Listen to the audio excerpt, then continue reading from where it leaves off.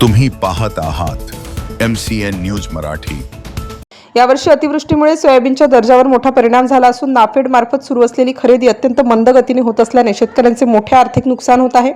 खुल्या बाजारात सोयाबीनला अपेक्षित दर मिळत नसल्याने शेतकऱ्यांना प्रति क्विंटल सुमारे 1000 रुपयाचा फटका बसत असल्याचे चित्र पाहायला मिळत आहे।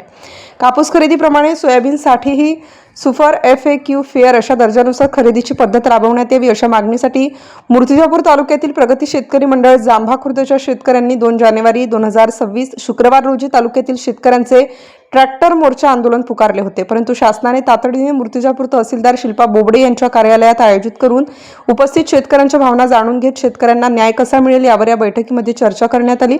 शेतकऱ्यांनी केलेली मागणी रास्त असून त्यांना न्याय मिळवून देण्यासाठी प्रयत्न केला जाईल। लवकरच केंद्र सरकारच्या दालनात पाठवली जाईल असे आश्वासन योगेश लाटे सहाय्यक निबंधक, धीरज मुळे व्यवस्थापक खरेदी विक्री यांनी दिल्याने 2 जानेवारी 2026 शुक्रवारी होणारा ट्रॅक्टर मोर्चा स्थगित करण्यात आला असल्याची माहिती प्रगती शेतकरी मंडळाचे अध्यक्ष राजू वानखडे यांनी दिली आहे। MCN न्यूज मराठी करिता धनराज सपकाळ, मूर्तिजापूर।